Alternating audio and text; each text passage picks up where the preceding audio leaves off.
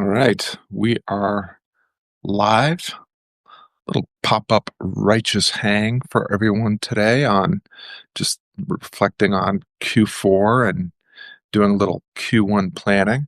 I'm going to give folks a chance to receive their email notifications and join in. Hello, Bob. Great to have you here. We're going to start for real in just a minute. If you don't mind just chit-chatting for a minute, I'd love to hear where you're tuning in from. Hello, Alice. I don't know, Alice. You must have some sort of super app for getting notifications about these random pop-up lives that I'm doing. I appreciate you being here, paying attention. Hello, Yuta. I hope I'm saying your name right. We're going to give folks just a minute to jump on, but I would love to hear where people are tuning in from. Don't have to be too specific. If you want to tell me what country you're in or what state or province you're in, it's always just interesting to me to see how international or not these gatherings are. And yeah, I was on Breeze live as well. In fact, I was going to go live at 2:30, and then I saw Bree going live, and I decided I'd rather go to Breeze live than go live myself. So, all right, Alice is in the UK. I am here in the center of the universe, as far as I'm concerned, Floyd, Virginia, right in the shadow of the Blue Ridge Mountains.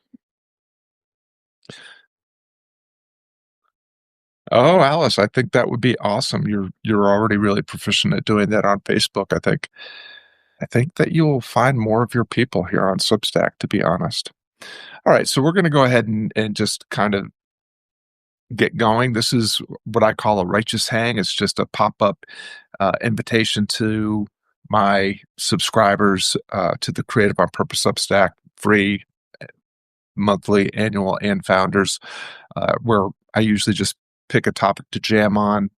These things always go way better, at least for me, when you are inspired to ask questions or to share your perspective on the things that I'm talking about. But for those of you that have been following the posts on the Creative on Purpose Substack, you know that this is one of my favorite times of the year. It's that time after the holidays and before the new year starts, where it just feels really spacious to me and quiet, and a time when I can do some reflection on the year that is passing in just a few days and start to think about my planning for the first quarter of the new year. And so, for those of you that haven't already seen it, we are doing a free live workshop for all subscribers, free and paid, on Tuesday this coming week. And I think it's the 30th of December at noon Eastern Standard Time. And we are going to talk about some of the principles and practices that I have found to be best practices for getting clear about what your number one business priority is and crafting the most effective and efficient plan for closing the gap on that priority over the course of the first 3 months of the new year. And so I thought I would just jump on and give an overview of some of the things that we're going to do a deeper dive on Tuesday. If anybody here is not already RSVP'd for that workshop, just dash me a DM on Substack. I'll be happy to add you to the guest list. An RSVP is required to either attend live and or receive access to the replay, or at least immediate access. The replay will probably be shared at some point publicly on the Substack, although often it's not entirely available for free subscribers. I usually reserve the entire replay for my circle and inner circle paid subscribers, and give it an extended preview for free subscribers. So here's the way that I think about my audit of the year that is passing and planning for the next quarter of the year. And it basically happens in 3 steps. The first step is, what is the vision of lifestyle freedom, my current vision of lifestyle freedom that I want my business to fund and fit around? So this is something that, it's important that we have a destination that we're heading to. And the more specific, relevant, and achievable that destination is, the better plan we can craft, and the more likely it is that we will make real measurable progress towards building that business that will fund and fit our current ideal vision of lifestyle freedom that we all are building our businesses to fund and fit around. So that's step 1. What is it that I'm actually trying to accomplish with my business? Because it's business for business sake doesn't sound very exciting or fulfilling to me. My business is designed to provide me with an opportunity to do fulfilling, meaningful work that matters with people I care about, that enables me to make a better living and a bigger difference, but also to fund and fit the lifestyle that I want to live. So step 1 is, what's that vision of lifestyle freedom that you're building your business for? The second step is auditing your current business system. I'll get into more detail about that in just a minute. And then the final step, excuse me, is defining your number 1 business priority, your one and only one business priority that if you accomplish it, will help you close the gap with the greatest velocity and ease towards funding and fitting that lifestyle vision that you did in step 1. And then with that priority comes your ability to craft a success path made up of just the necessary things that have to go right enough for you to make measurable progress. Hey, Bree, I was just talking about your live. You went live right before I was about to, and so I decided to go live later and sit in on your session, which was really good, by the way. Hello, Nostalgia. Good to have you here. Okay, so again, this is just a hang. I'd love to jam with you all. So if you have questions that you want to ask about auditing your previous year's business, or the current Q4 business plan, or establishing your Q1 business priority plan, or how you think about defining your vision of lifestyle freedom that you want your business to fund and fit around, just drop your questions here. If you have a perspective of your own that you want to offer, please feel free to do that. So again, if you haven't already, everyone that's attending now or listening to this replay is welcome to join us on Tuesday, December 30th at noon Eastern Time for a deeper dive into these 3 steps on creating your your Q1 2026 priority and success plan. The first step, as I shared, is, what is it that you're actually wanting your business to fund and fit around? What is your current vision of lifestyle freedom that you ultimately want your business to fund and fit around? Most of the time, the folks that I am working with, and this was very true for me for too many years, we just have this vague notion that we want a business that makes more money or gives us more free time to do the things that we want to do. There's no actual specificity. We haven't made anything that's actually relevant to our lives or important to our lives. And if you don't have a specific destination in mind, any road will get you there.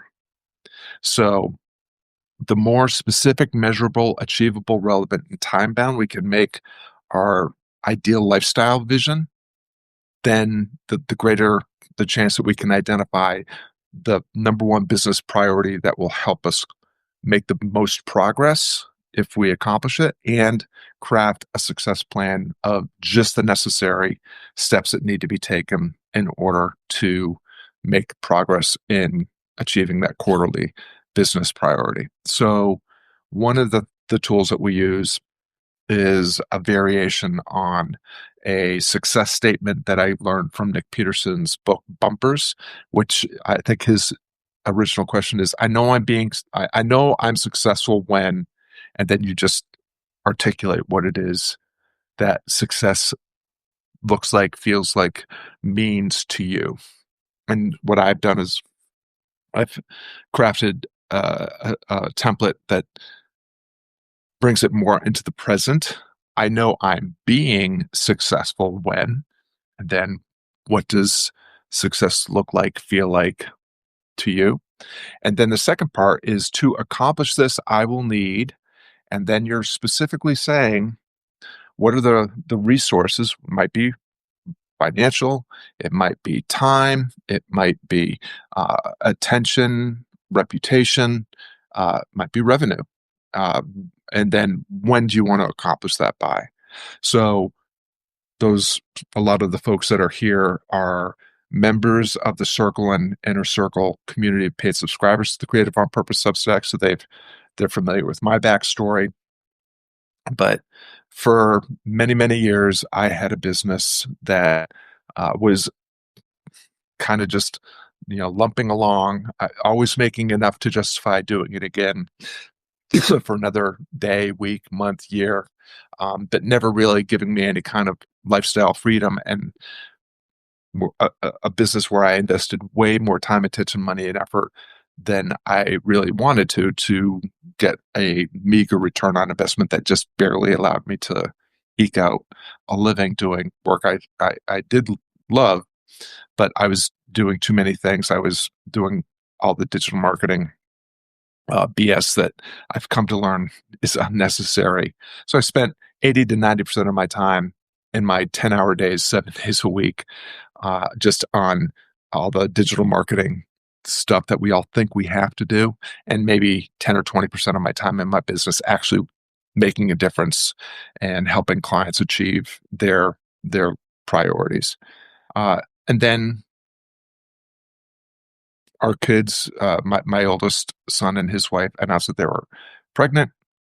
We wanted to be the daycare providers, and I realized I can't provide daycare for my grandson for 9 hours a day if I'm actually working 10 hours a day.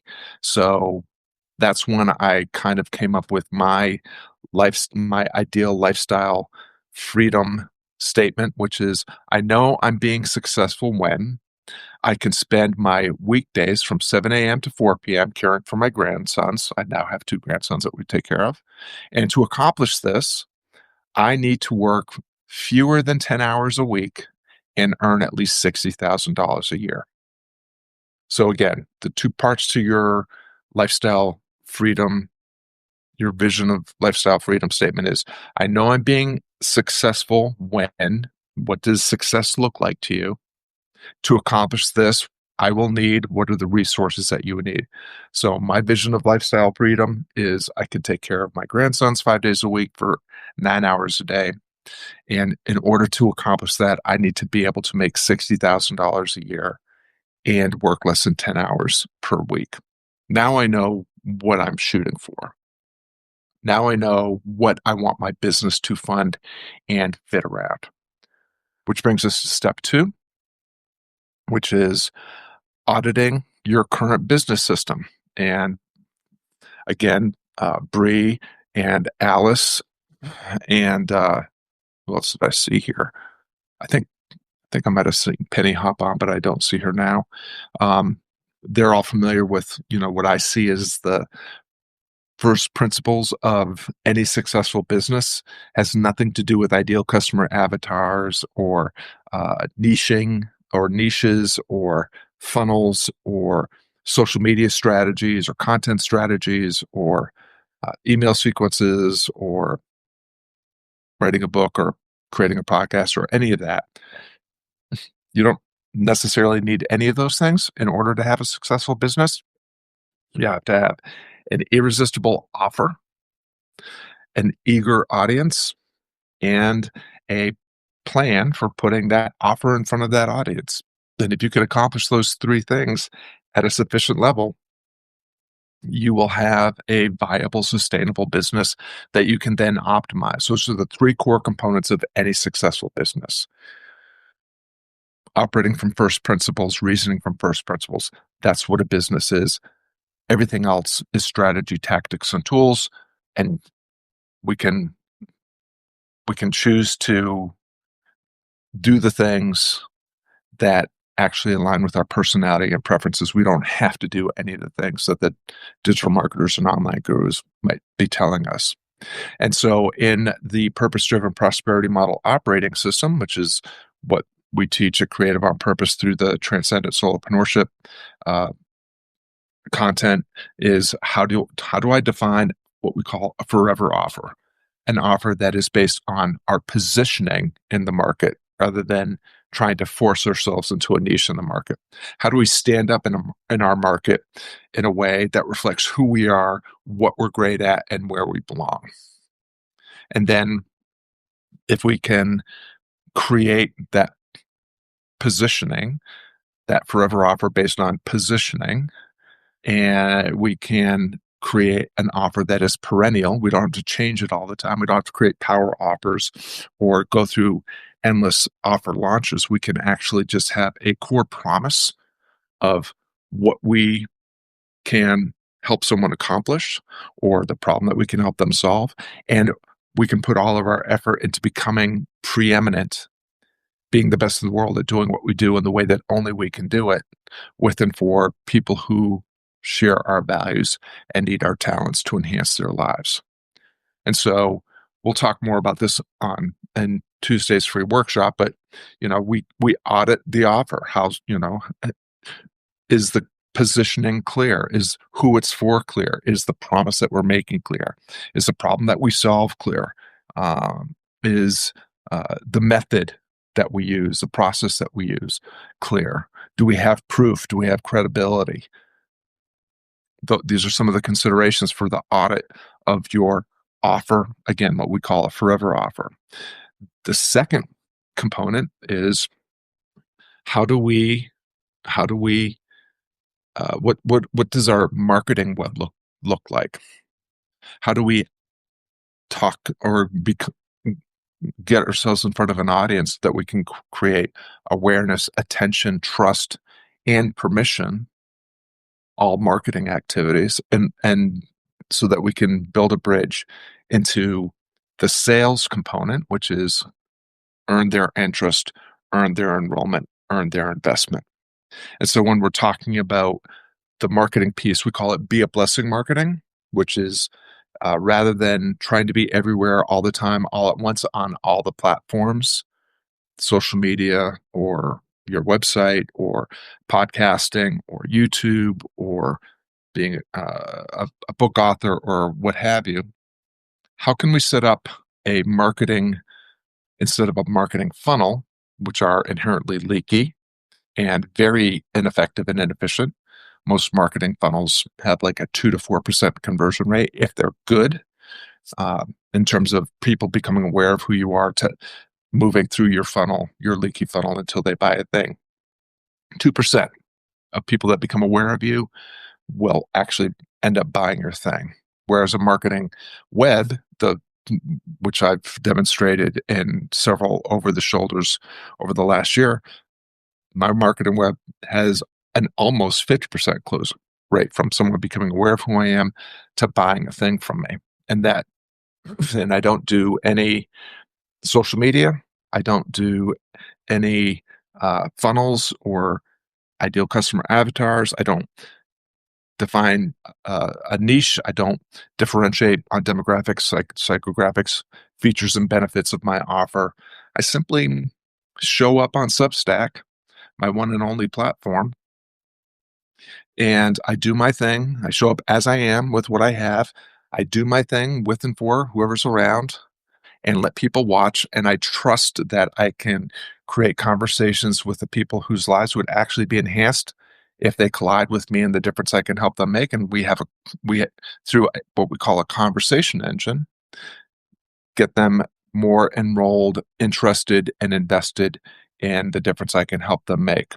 And so when you're auditing your marketing system, whatever your system you're using, what we're usually looking at is what's the return on investment? You need to act like if you're spending a lot of time on Facebook on direct messaging strategies, whether that's organic or through ads or video marketing strategies, what are the numbers? How many people are watching your videos? How many of those people did you have start a conversation with? How many of those people jumped on a discovery call or whatever mechanism you're using to convert? And how many of those people actually converted? You have to know what the return on investment is for your time, attention, money, and effort that you're spending on all these platforms. What we generally find in an initial audit of community members and client marketing uh, systems is that they can stop doing at least 60 to 80% of what they're doing, sometimes a lot more. That you can stop doing 80% of what you're doing and it will have no impact on your current revenue, which means that you have just recaptured 80% of your time, attention, money, and effort that you can immediately invest into living the life that you want to live. And if you want to take a little bit of that and invest it in the 10 to 20% of the things that are actually delivering a return on investment to make them deliver a better return on investment, you can do that as well. So we audit our offer, we audit our audience, where we're connecting with our audience through our marketing web. And then the third component is how are we moving people through the marketing process and bridging over into the sales process. Marketing is awareness, attention, permission, and trust.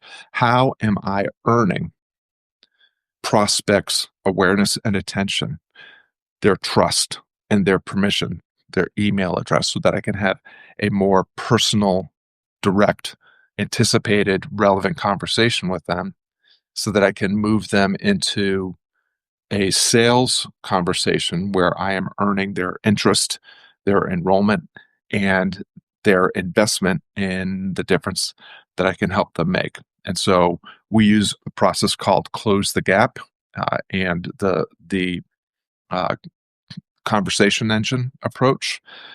The fastest path to cash is conversation, always. It's the way businesses have always operated. Uh, and we can try to shortcut and automate and do all the things that the digital marketers tell us to do. We're actually just creating friction and unnecessary complication and wasting our precious time, attention, money, and effort when we are trying to automate and put everything into a funnel and trying to funnel hack and hack the algorithms. And we're getting a very low return for our investment of time, attention, money, and effort through the usual digital marketing tricks and hacks. If we actually just believed in what we do enough to make promises that we can keep to people wherever they are in the journey of their awareness, attention, trust, and permission, we will earn their trust, we will earn their permission, we will prove our competence, we will increase their confidence that we are the one and only choice for helping them make the difference that they want to make and the way that only we can help them make it. And we will actually, in many ways, eliminate the necessity of any sales. You don't have to do discovery calls. You don't have to create sales pages. You don't have to try to optimize your CTAs and your button colors and your bonus stacks and all that sort of thing. You just make a short series of promises that you keep. And as you do that, you will earn people's permission, their trust, their attention, their awareness, their interest. And as they increasingly feel enrolled in the journey that you can take them on and in your ability to solve the problem that they have or achieve the aspiration they have, they will ask you, how can I get more proximity and access to you or your product or service so that I can accomplish the things I want to accomplish and solve the problems I want to solve? So that's all the audit process. So again, just to review the first two steps. In the first step, what are we actually aiming for? What is the lifestyle freedom, the vision of lifestyle freedom that we are actually building our business to fund and fit around? Once we have enough clarity on that, specific, measurable, achievable, relevant, and time bound, then we can move into auditing our current system. And if you can't audit your system, then you don't have a system. So the first thing would be to get a system together. I can't think of a better place to get started than the conversation engine. It's super simple to implement, super simple to get going, and you'll be collecting data right away from day one. You'll have a system that's got the fewest components necessary that you can optimize very quickly and easily. And then the third step is our quarterly business priority setting and success planning. So in that third step, what we are doing is we are establishing what's the number one thing in my business that if I fixed it or found it or fine-tuned it would help me close the gap between where I am and where I want to be with my business with the greatest ease and velocity and have the biggest impact on saving time, earning revenue, making a difference with and for people I care about, doing work that matters, and do that in a way that has the least amount of risk. So when we're looking at our priority, what's the thing that if I accomplished it involves the least amount of risk to burning out or blowing up while providing an outsized gain in making progress towards the vision of a business that fully funds and fits that vision of lifestyle freedom that I built it for in the first place. So we'll talk more about this again on Tuesday, but there's a series of questions that you can ask here that will help you identify what your next business priority should be. It may be optimizing the business priority that you made progress on in the previous quarter. I'll demonstrate, excuse me, how I'm adjusting the priority that I'm going to be working on in the first quarter of 2026. I've spent the last year optimizing my client attraction system, my conversation engine. My conversion numbers are almost unbelievable at this point. They're so good, especially when you compare them to traditional digital marketing funnels. So I'm going to create for the first time, instead of optimizing the end of the funnel where I'm converting paid subscribers into clients, I'm going to actually be optimizing the front of the funnel where I'm trying to optimize earning the privilege of having more of my free subscribers upgrade to becoming paid subscribers. Because if I have a bigger community of paid subscribers, since all of my clients come from my paid subscriber community, I will have the ability to serve more people as one-on-one clients. So the quarter setting your priority is the first thing. What's the thing that will have the biggest impact on helping me build a business that funds and fits the vision of lifestyle freedom I'm designed my business for in the first place? And then when it comes to the success path, again, just like we talked about in the audit of our current business system, we want to make sure that we eliminate all the things that we don't have to do, because all the things that we don't have to do that we're investing time, attention, money, effort, reputation in, they're creating unnecessary complexity, which is driving down the efficiency of our system, the effectiveness of our system. It is draining precious resources as solopreneurs, which is what most of my audience are: creatives or freelancers or solopreneurs of some type. You have a limited amount of time. You have a limited amount of energy that you can invest. You have a limited amount of revenue that you can invest. We are not entrepreneurs. We do not have teams that are differentiated and dedicated to specific elements of our business, like product design and marketing and sales and all that. We don't have venture capital that we're playing with as we put together our offer or product or service. We have to stop acting like we're Goodyear and that we're going to float a blimp over every game in the digital universe in order to get the word out about who we are and what we do. If we get clear about who we actually are serving, and if we focus our limited time, attention, money, and effort at having conversations with those people, then we have the best chance of crafting a business that gets us closer to that vision of lifestyle freedom that we're building it for in the first place, while we're doing the least amount of work, with the least amount of effort, with the least amount of expense, in terms of revenue and energy and time and attention. And we'll have a life that's plenty good enough. And if we decide that we want to optimize and maximize after that, we can decide to do that. So, so just again to kind of wrap it up here, and I'm not seeing any questions come in. So, unless someone has some questions or wants to offer a perspective on this, I'll be wrapping it up here shortly. I'd love to have a little interaction if anybody has anything that they want to share or a question they want to ask.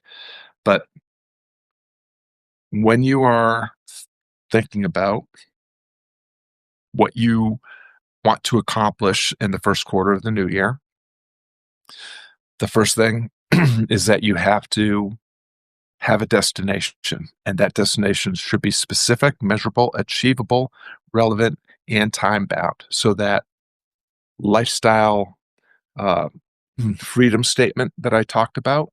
I know I'm being successful when, define what lifestyle freedom looks like to you, feels like to you, means to you. I will need, what are the resources that you will need? What are the constraints? So again, mine was, I know I'm being successful when I can provide daycare for my grandsons 9 hours a day, 5 days a week. To do this, I will need to work less than 10 hours a week and earn at least $60,000 a year. Now I know what I'm aiming at. Second step, audit your current system. If you can't get the numbers for how many customers or clients you are acquiring through Facebook, LinkedIn, Instagram, Pinterest, X, maybe it's time to think about not investing any time, attention, money, and effort in those things. If you can't collect some information about how many prospects, leads, and clients you're getting from the book that you wrote, or the book that you're writing, or the podcast that you're doing, or the YouTube channel that you've created, it might be time just to rethink your approach. You can build a very successful business without any social media, without being on all the platforms all the time. My business earns my annual revenue number in less than half a year, and I'm doing it exclusively right now on Substack. And I'm not worried about whether Substack's going to be around for the long haul or not, because I can take all of my subscribers and move it wherever I want to move it when I'm done. For right now, Substack provides me with everything I need to speak to people who have already given me permission to speak to them and deliver anticipated, personal, and relevant content to them that earns their trust and earns their interest and enrolls them on the journey I can take them on.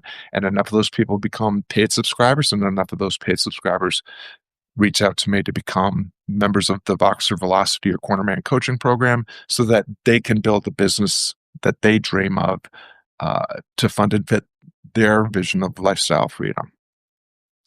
So audit is your second step. And if you can't audit your system, then you better build a system that you can start auditing. That would be a priority. And then finally, close the gap. What's the number one business priority that, if I accomplish it, moves me the furthest and the fastest towards building a business that funds and fits the lifestyle freedom that I desire? Where am I, and what am I starting with? What can I stop doing? And then what are the 2 or 3 things that if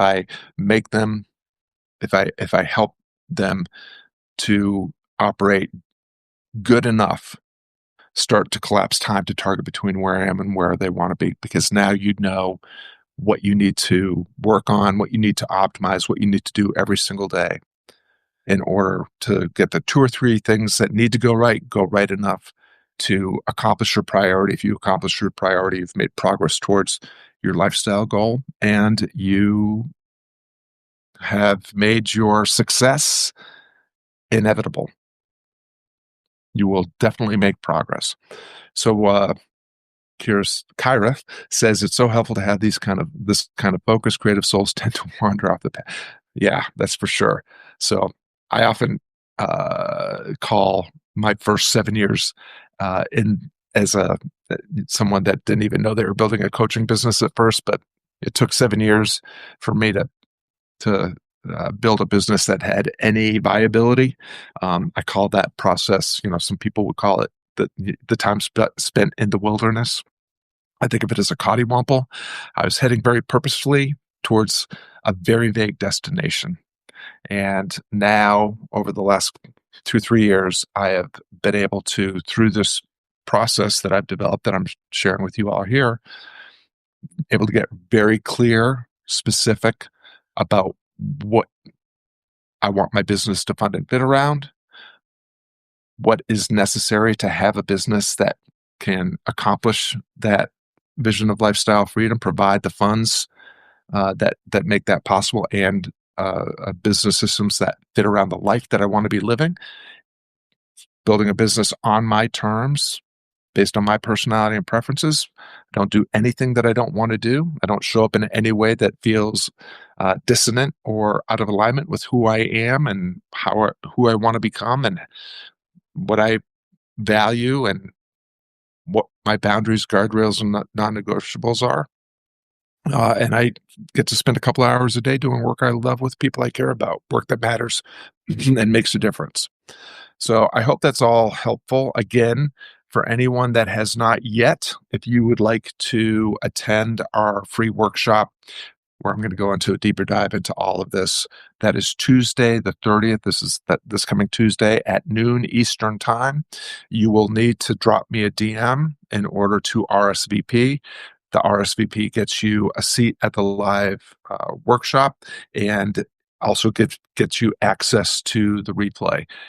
So if you can't attend at noon, but you want the replay, you're still going to have to RSVP.